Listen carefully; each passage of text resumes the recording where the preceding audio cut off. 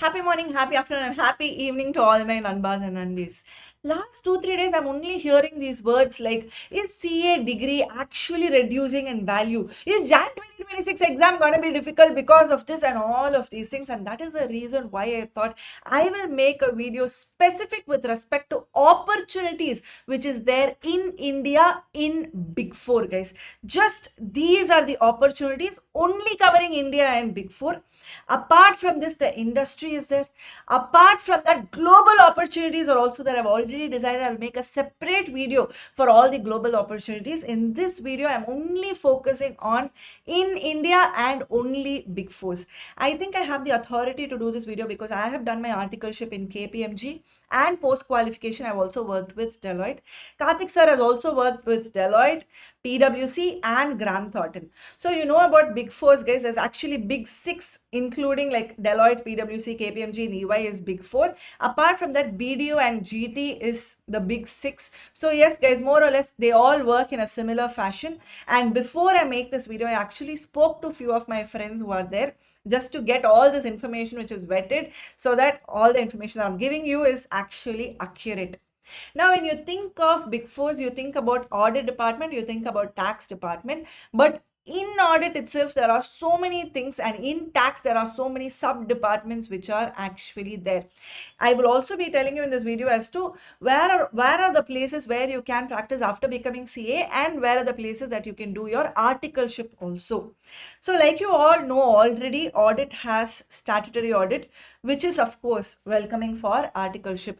Now, practically, if you see the internal audit, ESG or sustainability assurance, and the IT audit is part of the advisory or consulting, but just for you to understand, I have put the internal audit and IT audit also here. The IT audit also, I have worked in Deloitte post my qualification. So IT audit and the statutory audit department, they work hand in hand on the same client, that they'll have same deadlines, like all of those things happen. Now, when you come to taxation, we have corporate tax, indirect tax, and transfer pricing. The transfer pricing is a place where I did my articles in KPMG. These three are the places which will be welcoming for articles, but post your qualification, you can also choose expatriate taxation and tax, technology, and transformation. What is this expatriate taxation? Say, for example, Hyundai is a company. Now, people from Hyundai will come from SOCO to India, that is South Korea to India. No, so when they come here, they have to pay taxes in India also. So at that time, they need an Indian to do their taxation here. So that is their global mobility services or expatriate taxation services. So that is also an opportunity which will be available for you after you qualify your chartered accountancy. What are the other areas, the upcoming areas people are actually inclined towards the other areas? Now, audit and tax has become the normal. Now, what are the other areas which is there?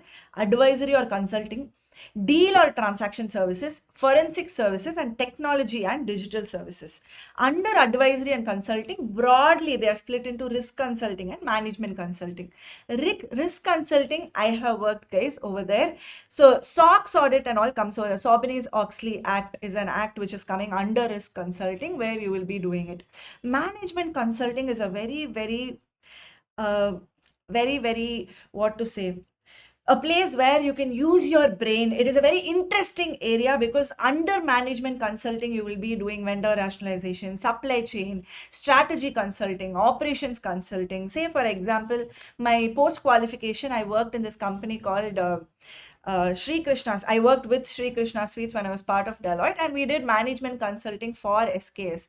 So what we had to do there is basically the vendor rationalization, see their operations, see what are the branches which are profitable, see what are the branches which is not profitable. All of those things come under management consulting, and that is under advisory or consulting. Deal or transaction advisory services. What is this transaction services? Under that, we have due diligence, valuations, and mergers and acquisitions. Mergers and acquisition, you know, guys, when two companies come together, they need somebody to see whether these two companies can come together, whether it is an acquisition, whether it is a merger, what should be the par value of the share, and all of those things. I did M&A for Indian Bank and Allahabad Bank. When both of them merged together, I was part of that team doing M&A. Under M&A, there is restructuring, turnaround, business modeling, and all. But apart from that, deal advisory also has due diligence. Say, for example, an investor is investing the money, then they want to know whether this company is actually worthy. The company has told few information, whether it is factually correct. All those things are coming under due diligence. Under due diligence, there is again FDD, LDD, and ODD. That is legal due diligence, operational due diligence, and all of those things are coming under due diligence. Valuation is also a very, very interesting area, where under valuations you will be seeing, okay, right now this is the revenue, this is the present value, what should be the future value after 10 years, what should be the value. So valuation is also a really interesting area, which is under deal advisory department. Apart from this, there is forensic services. Under forensic, there is forensic audit and forensic advisory. Under advisory, there is litigation support, dispute advisory, and all of those things. Forensic is basically a place where if you like to do investigation activity and all, forensic will be a really good place for you to do it. Say, for example, when Sushant Singh Rajput's demise happened, Grant Thornton was appointed to do the forensics for that. So it is not only for financial cases, it could be for also non-financial cases where Big Fours will be involved in the forensics audit. Apart from this, there is also tech services where auditors can be part of, but predominantly the tech services will be of engineers. But yes, definitely chartered accountants will be needed here for digital transformation, cloud transformation, cyber security, AI and automation, and all of those things. So yes, guys, I don't have to answer the question whether value of CA is decreasing and all of those things. I have just given the opportunities which is available only in Big Fours. Like I said, world of opportunities are there apart from this also. So I leave it up to you to decide as to whether the value of CA is there or not. In my opinion, if you ask me, the value of CA will always be there, guys. If you are able to upskill yourself, if you are always learning something new, if you have that mindset, definitely you will have your value, guys. Yes, all the very best, guys.